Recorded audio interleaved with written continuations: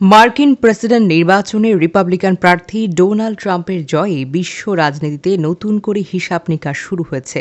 বিশেষজ্ঞদের মতে তার বিজয় বিশ্বব্যাপী নতুন রাজনৈতিক বার্তা দিতে পারে এবং রাশিয়া ইউক্রেন যুদ্ধের ওপরও এর প্রভাব পড়ার সম্ভাবনা রয়েছে।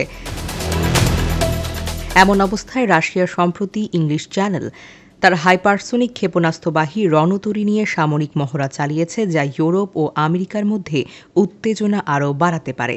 রয়টার্সের প্রতিবেদনে বলা হয়, রাশিয়ার নৌবাহিনীর একটি যুদ্ধজাহাজ, যা অত্যাধুনিক হাইপারসোনিক ক্রুজ মিসাইল দিয়ে সজ্জিত, সম্প্রতি ইংলিশ চ্যানেলে মহড়া দিয়েছে এবং এটি শীঘ্রই আটলান্টিক মহাসাগরে মিশনের প্রস্তুতি নিচ্ছে। রুশ রাষ্ট্রীয় বার্তা সংস্থা তাস জানায়, নর্দার্ন ফিল্টের এই ফ্রিগেটটি অ্যাডমিরাল গেভেলকো নামে পরিচিত এবং এটি মূলত জাহাজ বিধ্বংসী হাইপারসোনিক ক্ষেপণাস্ত্র জিরকন দিয়ে সজ্জিত। 2023 সালের ডিসেম্বরে নৌবাহিনীর বহরে যুক্ত হওয়া এই ফ্রিগেটটির জন্য এটি প্রথম বড় সামরিক মহড়া। মূল ঘাঁটি থেকে এই অভিযানের জন্য গত 2 নভেম্বর এটি রওনা হয় এবং ইংলিশ চ্যানেল সফলভাবে মহড়া সম্পন্ন করে।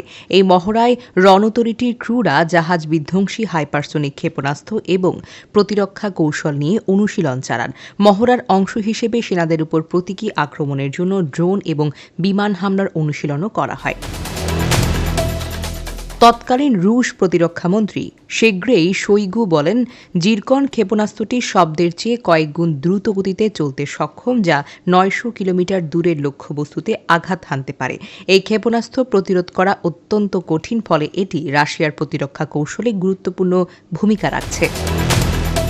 রুশ প্রেসিডেন্ট ভ্লাদিমির পুতিনের নেতৃত্বে 2020 সালে জিরকন ক্ষেপণাস্ত্রের উৎপাদন ও সরবরাহ জোরদার করা হয়। তিনি পারমাণবিক শক্তি ও প্রতিরক্ষা শক্তি বৃদ্ধির অংশ হিসেবে এই উদ্যোগটি গ্রহণ করবেন।